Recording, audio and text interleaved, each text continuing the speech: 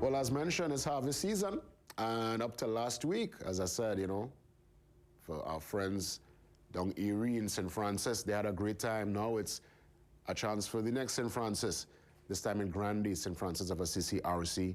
They're doing their grand harvest. And let me tell you, Erie, in the same way, people from Grande and then come down last week. I want Erie and South and Los Bajo and Saparia and Palo Seco and Sando to jump in the maxi. And let's head to Grande on Sunday to give us some details concerning the harvest and to celebrate with Trinidad and Tobago. Let's welcome Taye, the Harvest Spokesman, and Kristian, Communications Director. That's Taye right there, and of course Kristian is on set right now. Gentlemen, congrats in advance. I know it's going to be a tremendous success on Sunday. What time you'll get it started? So on the 8th of October, we start with Holy Mass at 9 a.m. And will be celebrated by a new parish priest, Father Steve Duncan and Father Peter St. Hilaire, as well as assisted by Deacon Maurice White, who recently got ordained. And then Holy Mass should expect it to be finished around 11 a.m. So we'll get the harvest started around that time. Okay, so here it is. After Mass, you'll transition immediately into the harvest. What are some of the attractions?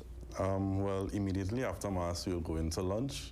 So we will have lunch on sale where we have some wild meats. So yes. Is now hunting season open, so you'll be having, you know, it's true. Of the wild it's Grande, you know. Yes. It's Grande. So what kind of wild meat options are you going to have? Like,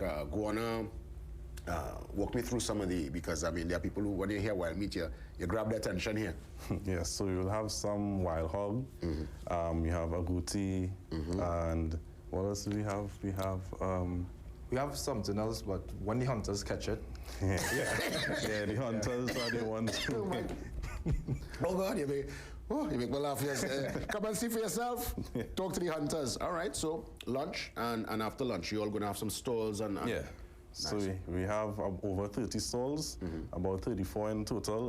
They'll include a variation of house. You have like household items. We'll have also a market, plants on sale. We have hoopla, ring toss, you know, those traditional things that you see at the harvest. And also we have bacon shack as well.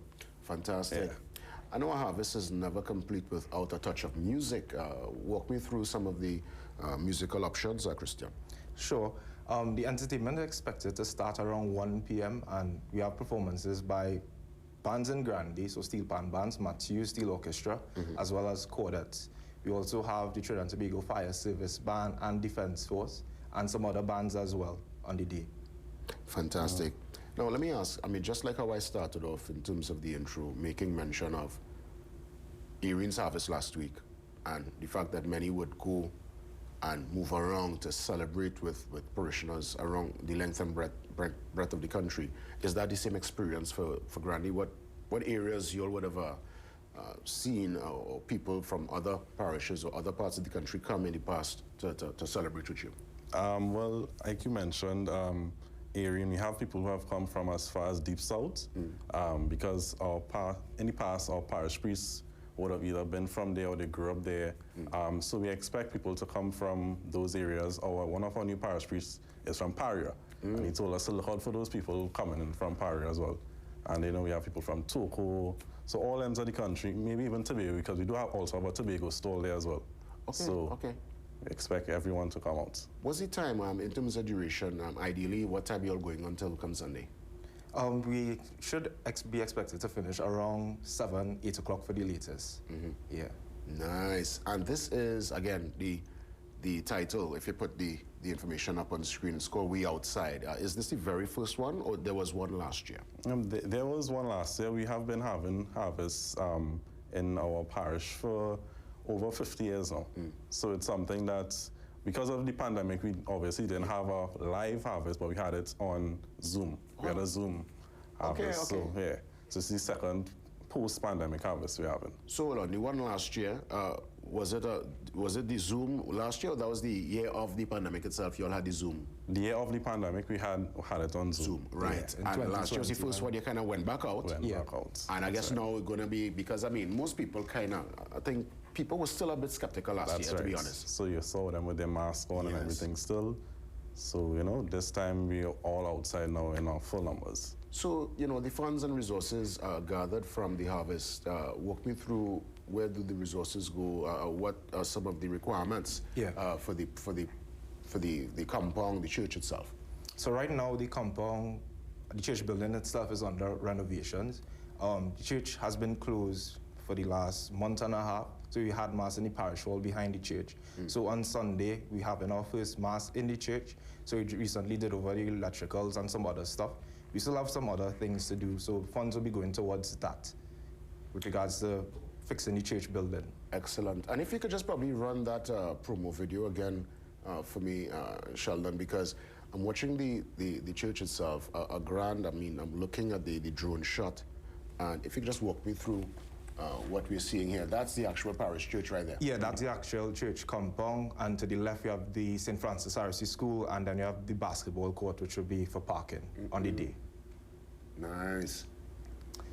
And that church has been there for how long? Over 60 years now? 60 years now, but the parish has been in existence for 131 years. Wow, what a turnout. For those not familiar with Grande, let's say, I mean, obviously we could Google map it, but you know, there are people who still love to pull up at the side and ask for direction.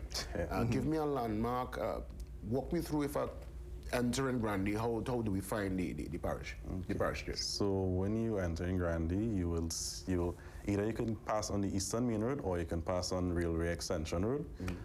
So when you turn onto the Railway Extension Road, you drive until you see Picton Road and Briley Street. That's a little junction, and you go on to Briley Street. And when you hit Briley Street, you will see the St. Francis RC second primary school on the left, and you'll see all these stalls and stuff. Also, we'll be putting out on our social media pages how the directions, so you'll see it on our Instagram, Facebook, and TikTok, and you'll get more directions there. And I would imagine what, parking at the school? Yes, so parking is available at the school and also at the basketball courts and the surrounding street as well. As well as the Maxi Hub across the road. Yeah. Oh, fantastic. Yeah. I mean, listen, I'm glad you put the directions there because, yes, there's Google Map. We know how to operate it, but there are many who still want to wind on the glass. Hey, yo. Before they get to the Harvest bike, make a left and make a, you know the thing. You know, so again, I'll give you a chance to put in some closing remarks. I'll start with Kristian and then I'll end off with Taye. Why should we make a little time and be part of the Harvest on Sunday?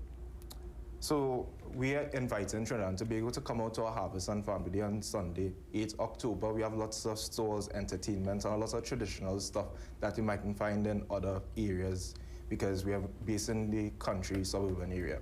Also, you can follow us on our social media platforms using the handle at St. Francis RC and visit our website, stfrancisrc.com for more information. I'm seeing here, Taye, a day of community love, laughter, and togetherness. Yeah, yes. Well said. I'll let you have the final say, Taye. Yes, so Trinidad and Tobago, we will just appreciate you all coming out to Grande and take that and come out with your family and friends and enjoy and fellowship with us at St. Francis. We really look forward to hosting you, and we know that you'll have a very good time. Another St. Francis parish is in Belmont. So Belmont, head on down to Grande come Sunday to give St. Francis of Assisi, the full support. Taye and Kristian, I know it will be a success. I mean, I just looking at the footage from last year alone, and you could tell it was a great time. And I know this year, knowing that people are more coming out, less skeptical, I think the numbers will really be through the roof. Yes. All the best again, and say kudos and hi to the new parish priest and to all the parishioners down there in Grande who call St. Francis of Assisi RC at their home. Yeah? Yeah. Have a great one, TNT. We will come back after the break. Again, action-packed first hour, and we're going to get into Get Something and Pave and a What the Ground Saying segment. It's up next. Stand by.